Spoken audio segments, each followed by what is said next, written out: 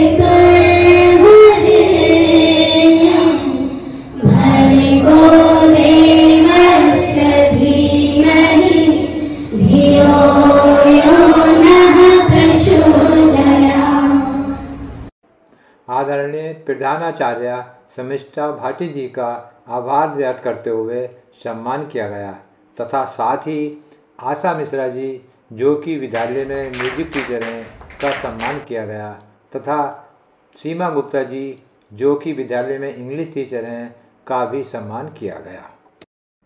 इस गोष्ठी में भारत विकास परिषद संस्कार शाखा का उद्देश्य अपने आने वाली पीढ़ी को उन सभी सुरक्षा उपायों से अवगत कराना रहा जिससे भविष्य में उनको किसी भी गंभीर बीमारी जैसे सर्वाइकल कैंसर व एनीमिया आदि से बचाया जा सके। इस आयोजन में उपरोक्त के अतिरिक्त प्रांतीय गतिविधियां संयोजक संस्कार श्री MC गुप्ता जी व शाखा मीडिया प्रभारी श्री यतेंद्र शर्मा जी का सहयोग रहा। इस संस्कारशाला की अन्य गतिविधियां अब आपके सामने प्रस्तुत की जा रही हैं, जो कि निम्न है। यानी यहाँ पर अपने जो हमारी भारतीय संस्कृति से जुड़े हुए जितने भी संस्कार हैं जो कि हम सब में होने चाहिए, मतलब वैसे तो हम लोग सभी संस्कार आपको सिखाते हैं लेकिन ये स्पेशलिस्ट है, मतलब कुछ अलग से सिखाएंगे। तो ये जिज्ञासा होती है ना कि आज क्या होने वाला है, हो रही है ये तो। और खाली हमारी सारी बहनें हैं यहाँ पे, ये सब आप हमें और आपको कुछ संस्कार देने आए हैं, कुछ अच्छे अच्छे संस्कार सिखाएंगे जो कि हमारे लिए आगे जाके बहुत ही ज़्यादा लाभप्रद होंगे। तो मैं यहाँ पर आए हुए सभी अतिथियों का एक बार परिचय करा दूँ। प्रोफेसर अंजलि मित्तल मैम जो कि भारत विकास परिषद संस्कारशाला की अध्यक्ष हैं। मैं मैम का हार्दिक अभिनंदन और स्वागत करती हूँ। क्लैपिंग करेंगे एक बार। श्रीमती नीरू शर्मा जी, मैं मैम का भी विद्यालय परिवार की ओर से हार्दिक अभिनंदन और स्वागत करती हूँ। मिस्टर अरविंद गोयल सर, जो कि भारत विकास परिषद संस्कारशाला के सेक्रेटरी हैं, मैं सर का भी विद्यालय परिवार की ओर से हार्दिक अभिनंदन और स्वागत करती हूँ।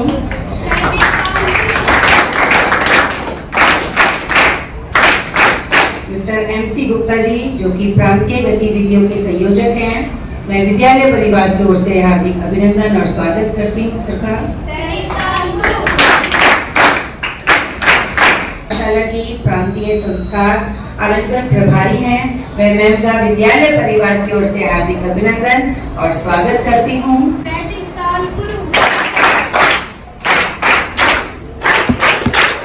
मिसेस प्रोफेसर संगीता अग्रवाल जी, मैं विद्यालय परिवार की ओर से आपका हार्दिक अभिनंदन और स्वागत करती हूँ।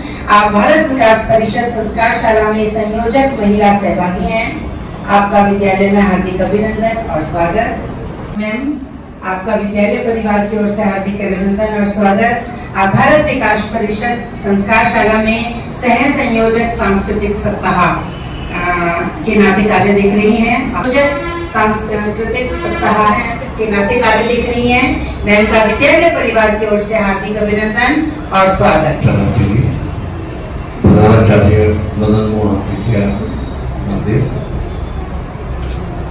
मंचा से हमारे सभी सहकर्मी सहयोगी, अध्यक्षा श्रीमती प्रोफेसर अंजलि मित्तल जी, प्रोफेसर संगीता अग्रवाल जी, नीरज अग्रवाल जी, मुकेश गुप्ता जी, प्रांतीय गतिविधि संयोजक संस्कार हैं। हम आपके बीच अपने आप को पाकर अभिभूत हैं। आज आपसे कुछ विषयों पर चर्चा करेंगे हमारे प्रोफेसर संगीता अग्रवाल जी। बहुत अच्छा लग रहा है आज आप लोगों के बीच में आकर, और कार्यक्रम की जो शुरुआत आप लोगों ने इतने सुव्यवस्थित ढंग से की और आपकी व्यवस्था को देखकर मन वास्तव में अभिभूत हो गया और अपने पिछले दिनों में हम अपने बचपन में आज लौट आए। बहुत बहुत साधुवाद बच्चों। और आज जो ये संस्कारशाला आपके समक्ष हम लोग कर रहे हैं, तो अभी जैसे कि आपको हमारे सचिव महोदय ने कुछ संस्कारों की बात बताई, उसमें सबसे पहले आपका भोजन संतुलित होना चाहिए। स्वाद से ज्यादा उसमें स्वास्थ्य और संतुलन। भोजन के बाद आपका व्यायाम। आप जिस उम्र में हैं, मेरे ख्याल से 13 से 14 साल की उम्र के आसपास की बच्चियां होंगी, ये किशोरावस्था है और इसमें शारीरिक व्यायाम की बहुत सख्त जरूरत है।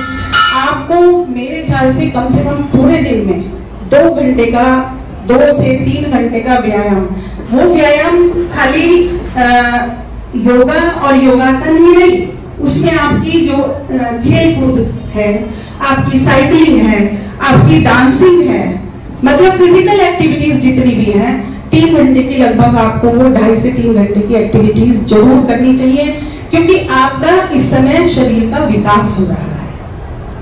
और तीसरी चीज है, आपको पूरी नींद लेनी है। अब पूरी नींद में आपको 8 से 10 घंटे की नींद, 8 से 9 घंटे की, 10 की नहीं, 8 से 9 घंटे की गहरी नींद जरूरी है। और जब आप ये व्यायाम करेंगे, थक कर सोएंगे, तो आपको वो गहरी नींद आएगी, सुबह आप एकदम फ्रेश उठेंगे। चौथी चीज जो है, जो आज मोबाइल और जो आज आप टीवी, जो स्क्रीन हमारे सामने, हर चीज के लिए हमारे सामने स्क्रीन है, आप उससे बच नहीं सकते, वो जरूरी है आपके विकास के लिए, लेकिन उसमें आपको उसको कहीं ना कहीं सीमित करना है। हेलो, आ रही है बच्चों? पहले तो आप सबका वेलकम। सभी जितने मंचासीन हैं, द्रोणाचार्य जी हैं, मेरी संस्था के सदस्य हैं, सबका मैं आभार व्यक्त करती हूँ। उन्होंने आज मुझे मौका दिया कि मैं अपनी कुछ बात आप बच्चों को बता सकूँ। सबसे बड़ी समस्या आज क्या है बच्चों की? मोबाइल है ना। मोबाइल छूटता ही नहीं। कुछ कोरोना की देन है कि आपकी क्लासेस मोबाइल से होती रही, जिसकी वजह से आप लोग मोबाइल से इतने अटैच हो गए कि आप आपस में ही कट गए। सही कह रही हूँ ना मैं?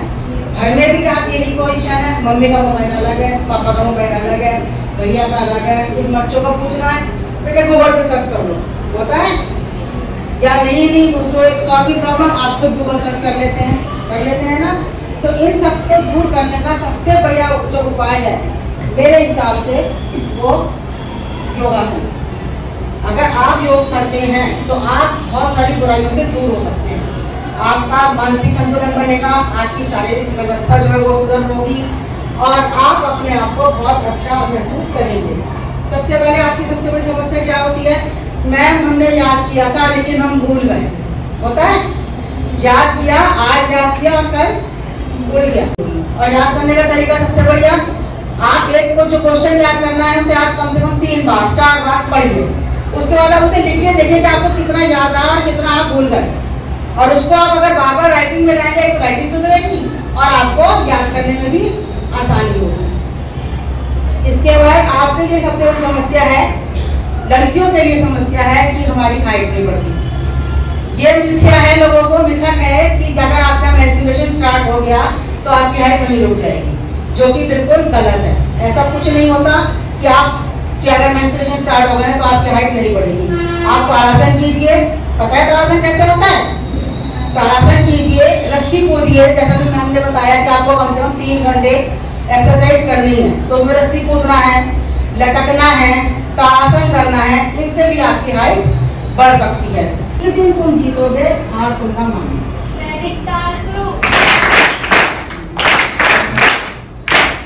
आपकी कमर सीधी ही रहेगी तो पद्मासन इज द बेस्ट, पैरों के लिए, शरीर के लिए और रीढ़ के हड्डी के लिए। अब मैं आमंत्रित करती हूँ संस्थान शाखा की अध्यक्ष डॉक्टर श्रीमती अंजलि मित्तल जी को। कृपया आप लोग ये अपने लिए एक बार ताली बजाना है। बहुत अच्छे हैं आप लोग। वैसे तो देखिए आप लोगों ने बहुत बता दिया है। मैं केवल 2 बातें जो मुझे लगा शायद छूट गई, पहले मैंने 4-5 अपने हिसाब से नोट की थी, लेकिन आपने क्लियर कर दी है जो मतलब हम आपको थोड़ा बताना चाहिए था। मैम का अलग टॉपिक था, उन्होंने अलग बोला, उनका योगासन उस पर था, आपका व्यायाम पे उन्होंने भी बता दिया। सबसे पहले तो मैं आपसे पूछना चाहती हूँ कि संस्कार क्या होता है? क्या आप बता पाएंगे बच्चों, संस्कार क्या होता है? अभी हमने संस्कार पर लिखा है और आप संस्कार कर रहे हो, होता क्या है संस्कार? तो मैं आपको बताती हूँ। देखिए संस्कार होता है हमारे वैल्यूज, गुण जो हमारे समाज में प्राचीन काल से प्रचलित हैं।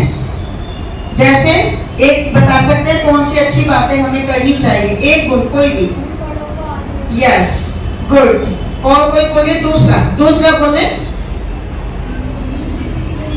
डिसिप्लिन। और हाँ, वेरी गुड। और आज्ञाकारिता। हाँ, नेक्स्ट कोई और, किसी और बच्चे को बताना है तो बताएं।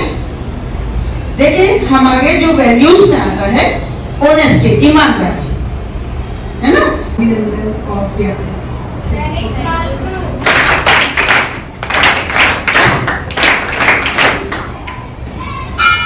आज इतनी अच्छी ज्ञानवर्धक बातें, हमारा और बच्चों का मार्गदर्शन कि हम अपनी रोजमर्रा की लाइफ में क्या क्या चीजें ऐड कर लें, उससे हमारा स्वास्थ्य, हमारा शारीरिक विकास और अच्छे से हो सकेगा। वो तो हो ही रहा है, लेकिन और अच्छे से विकास हो जाना, किसी चीज की कमजोरी ना रहना। और योगा को हमें अपने रोजमर्रा के जीवन में उसे अपनाना।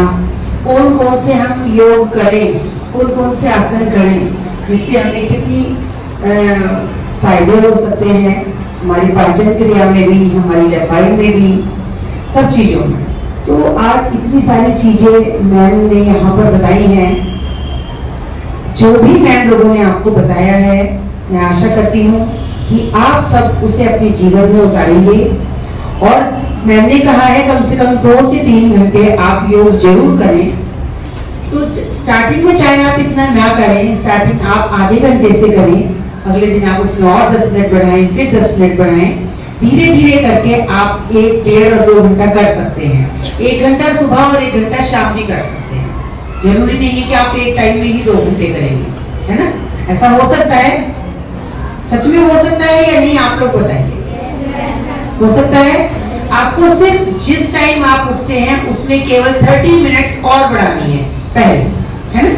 आप मान लीजिए आप 5:30 उठते हैं तो आप 5 बजे उठ जाइए। जो 6 बजे उठते हैं वो 5:30 बजे उठ जाइए। और सारी बातें हमें घर पे डिस्कस करनी है, अपनी फ्रेंड्स जो हमारे घर के आसपास रहते हैं उनसे भी करनी है, ठीक है? और बहुत अच्छे रिजल्ट्स हमें इसके मिलने हैं, समझ गए? बोरियत तो नहीं हुई ना आज? बहुत सारी चीजें नई सुनने को मिली है। चलिए, थैंक यू कि आप लोगों ने बहुत अच्छे से सुना। भाग्य का विषय है। आज अपने राष्ट्रीय स्वयंसेवक संघ के महानगर के प्रचारक श्रीमान अनिकेत जी, मेरा इनसे परिचय आज ही हुआ है और मैं भाई साहब को आज विद्यालय में लेकर आया हूँ। भारत माता की। तो एक गीत है, गीत की पंक्तियों को लेकर ना, देश हमें देता है सब कुछ, देश हमें देता है सब कुछ, हम भी तो कुछ देना सीखें, हम भी तो कुछ देना सीखें। सूरज हमें रोशनी देता, सूरज हमें रोशनी देता, हवा नया जीवन देती है, हवा नया जीवन देती है। इस आयोजन की अन्य गतिविधियां कुछ फोटो द्वारा आपके सामने प्रस्तुत की जा रही हैं। और साथियों, ये वीडियो आप मेरे YouTube चैनल शर्मा जी से सीखें पर देख रहे हैं।